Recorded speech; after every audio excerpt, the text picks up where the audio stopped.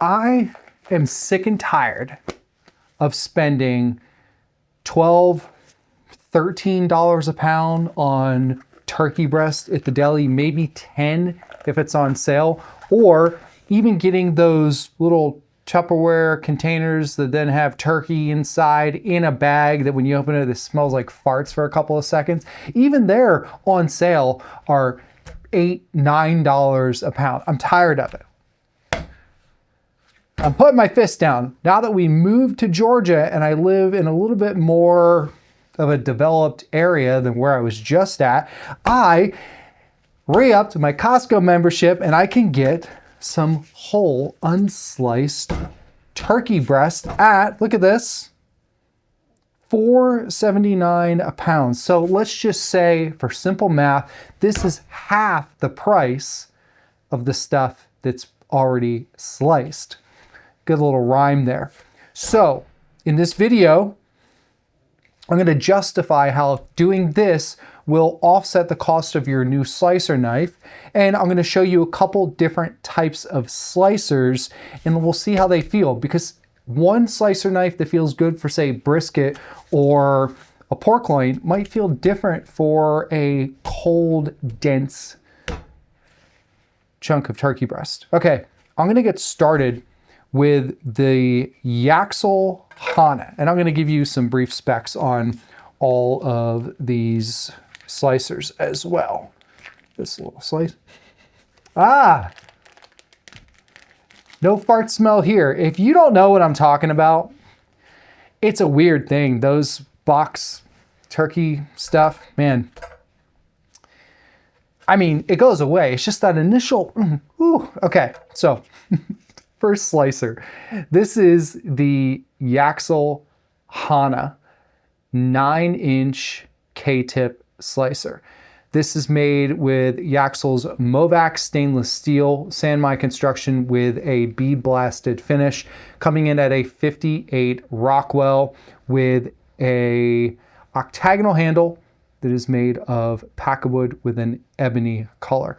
This is the budget slicer. It's very thin, very lightweight, fantastic for those who are wanting to dabble into the world of Japanese knives with a much lower budget, or for those who already have and love Japanese knives but need a softer steel beater knife for various types of tasks like cooking outdoors. Okay, here's the thing. Notice the muscle fibers as they change in the turkey. And same thing happens with chicken breast. So it's coming in and it's going down around, this kind of comes up, and then this is a separate muscle, and this is kind of coming this way. So in a perfect world, when it comes to meat, you want to cut against the grain. For as thin as I'm going to try and get these, it's not going to matter as much, but I still want to try and go against the grain the best I can. So I'm going to get started on a little bit of an angle here, because I'm going to be able to hit this and slice that as well as this that's coming up here. And sometimes at different angles, you will see it differently. Yaxell Hana. Okay, slicing a 1 or a 2 motion type of slice. Ideally, you don't want to be sawing. You can, but it's just going to affect the texture per se of the slice. For something super thin like this, which I'm trying to do, probably not that big of a deal, but here we go. I'm trying to go, ooh, my stomach just growled. I haven't eaten much today. I'm trying to go very thin because that is going to be what my wife especially wants, nice and thin. Okay, so why do I have 3 different slicers that look basically the same? Well, they essentially are in the sense of the blade profile. We have the Yaxell Hana, the Enso HD, which is made by Yaxell, and then we have the Yaxell Rei, which is brand new. Movac stainless steel 58 Rockwell, VG10 stainless steel 60 to 61 Rockwell, VG10 as well, coming into the same Rockwell, but with a DLC diamond coated finish with 100 layers of Damascus cladding versus 37. This has a more hybrid Western triple riveted handle. Both these are traditional Japanese with the tang going directly into the wa handle.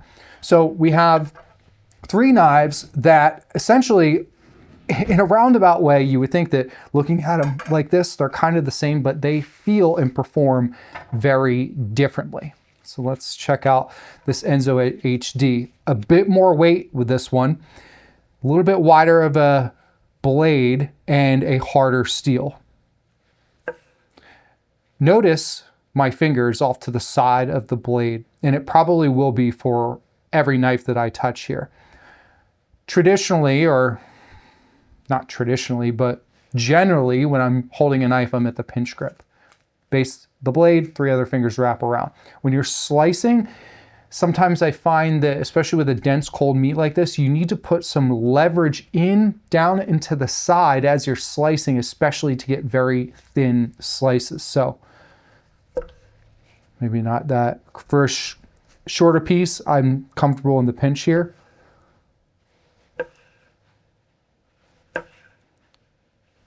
Feels good. And then let's look at the Yaxell Rei. First time using this slicer. Ooh, okay. It's funny going from difference from blade to blade. So the weight, it's kind of what I expected. The weight of the Enso is much heavier.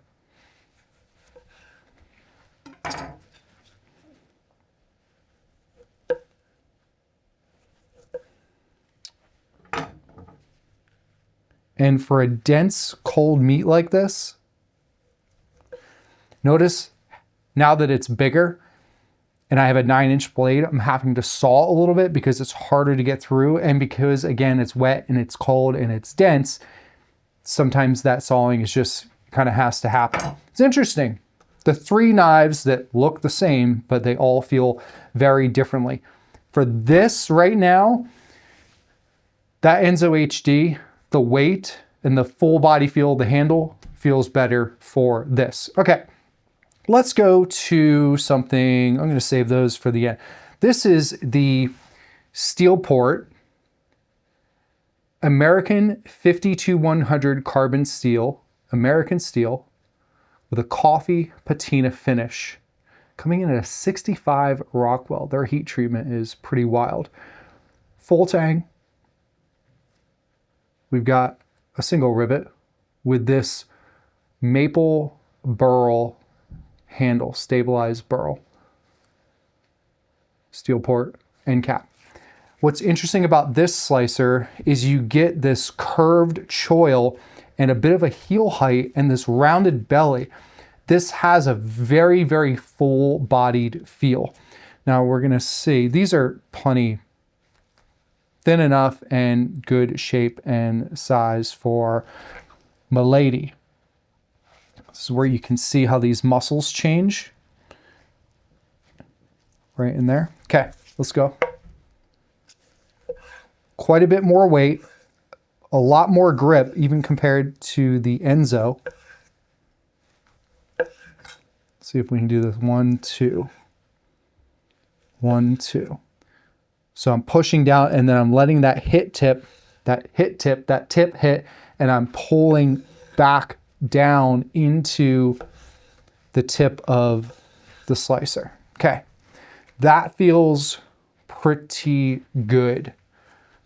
Give this a little wipe down since it is carbon steel. That coffee patina definitely protects it, but you still want to keep any carbon steel blade dry. They're all stainless steel, no big deal. Now, notice the curvature of this blade that I just used and this Mac Pro slicer compared to the straighter edge profile of the first 3. That straighter edge profile is going to feel a bit more natural, I would say, on a flat cutting surface. However, when you're doing any type of off the board carving, that curvature is really nice to have because the curve essentially gives you more length as you're coming through the product. And it works as you're coming down. It's an ergonomic type of carving knife feature. The Steelport has it to a degree, but if you look at this Mac Mighty Pro, we've got a 60 to 61 Rockwell, semi-stainless. They call this a rust-resistant steel. They don't say what steel it is, but I would put it right there in that VG10 category given the Rockwell hardness and the overall performance of this blade. Bolster, triple riveted, full tang, hollows along the edge to aid in food release. For a dense ingredient like this, pretty good. That curvature you're really gonna have to move with. So if I were to just treat this like I did the others, where I press in and pull back,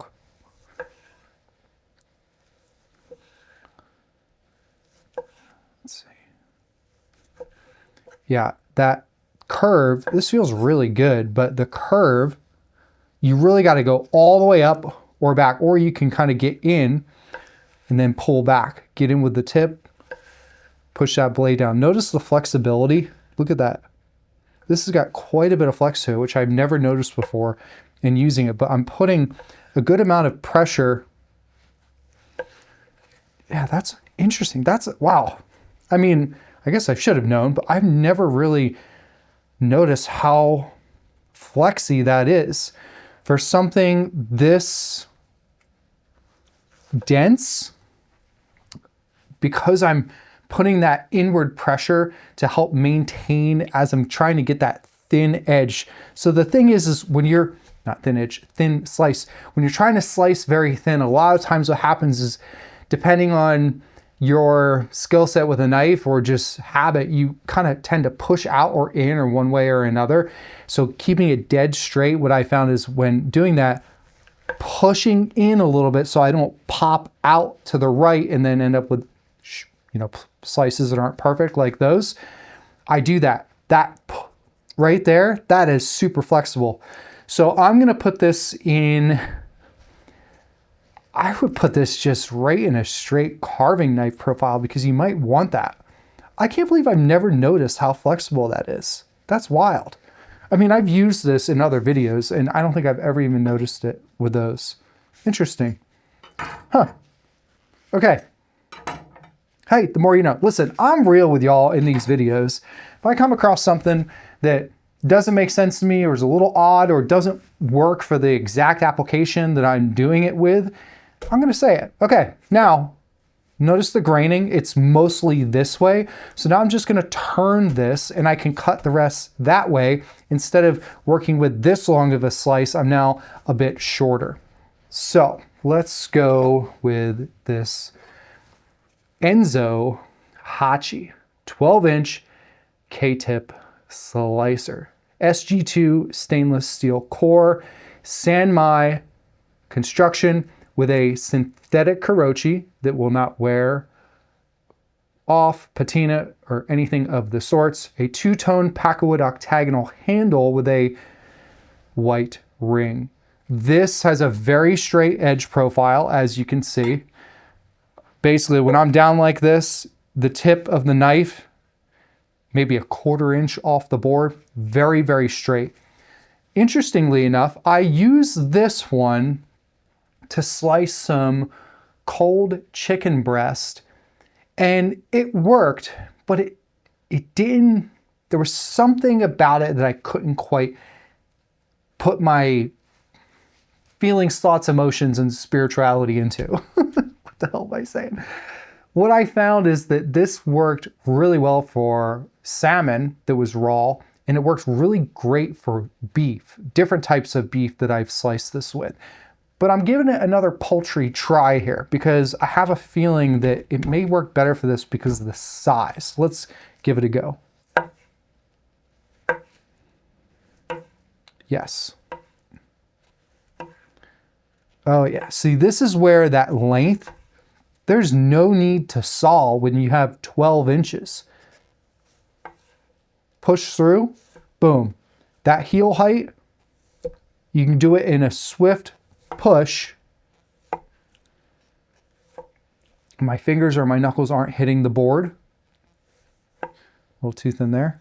See, I wasn't giving myself that inward diagonal angled pressure.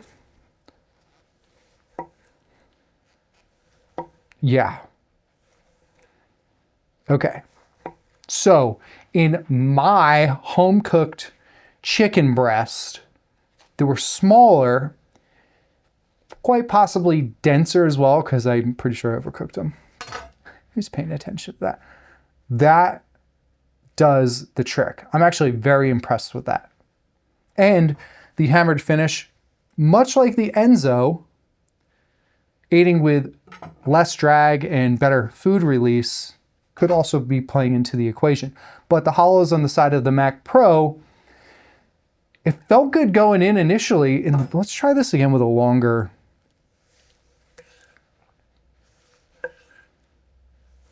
So if I just go straight down and back, it's good. The second I start putting any type of leverage into the side, so that could essentially be my bad habits of kind of popping out this way and then sometimes on an angle based off of just how I've gotten used to using a knife, my positioning, my stance, everything. So don't look at that as a bad thing. If you've been eyeing up that Mac Pro, you got to consider how you're using a blade. Because again, when I just came into this, dead straight and back, very thin, really good geometry. Okay. This is why I like doing these videos, because you can see me sharing pros and cons in real time. And I don't like to edit anything out of my videos. Even if I make a mistake, I'll put it up on the screen or I'll correct myself. So I just went from being like, negative talk to that felt really good without putting that sideward force. Okay. The big kahuna. This is the Global Model X 12-inch brisket slicer that has a 4mm spine at the base right here. This is twice as thick as, I would say, the Steelport at the very base here is probably closer to 2.5 to 3. Oh yeah, I'm gonna say at the very base, that's probably about 2.5, almost 3, maybe 2.8. That's 4, but this maintains the thickness throughout. This has a nice distal taper, so it thins out as it goes along. But even compared to this Hachi, get my focus, twice as thick. Okay, twice as thick, twice as heavy. The Global Model X series, that's what it's all about. Big, thick spine, heavy, full-bodied feel. Love it. Here we go. Chromova 18 stainless steel, 58 Rockwell, really easy to hone and maintain. And what's beautiful about this blade is because of the weight, I don't have to put any type of side pressure. I don't even feel the need to it because you line it up, you press, and you let the blade do the work. I'm trying to go as thin as I can here.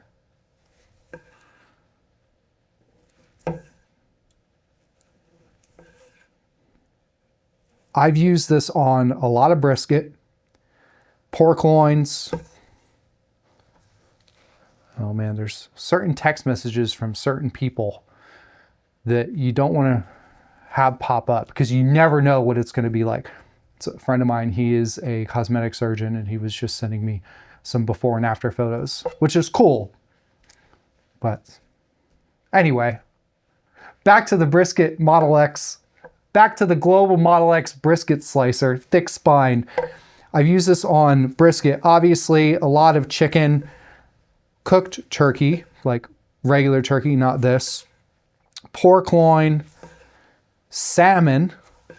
I mean, it just, the weight works for you.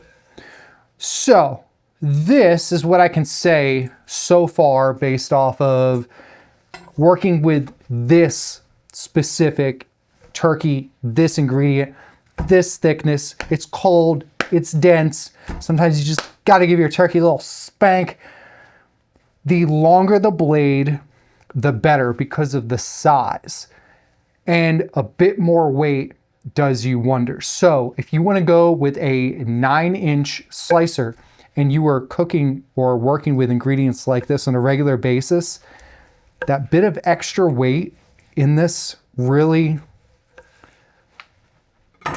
compared to the lightest one here, the Yaxell,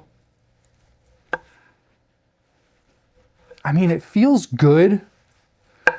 It works, but I feel like I have more stability and control over the slice. Now, one of the other things with a shorter blade height in the sense of this way is that when you get past and your spine is below the product and you get into further down, you lose some vertical stability. Whereas the taller Steelport, in this case, the thickest part of the entire breast, when I get down into it, I don't feel like my blade is wanting to move around on me as much. Let's go back to this Mac once more. So this is the wonkiest part because this is wanting to like come back and dip down. So I'm actually gonna, well, then I'm gonna have really small pieces. So we're just gonna keep it like this. The thinness of this Mac is actually quite nice. I'm gonna have to go real slow for this last bit so I don't cut myself.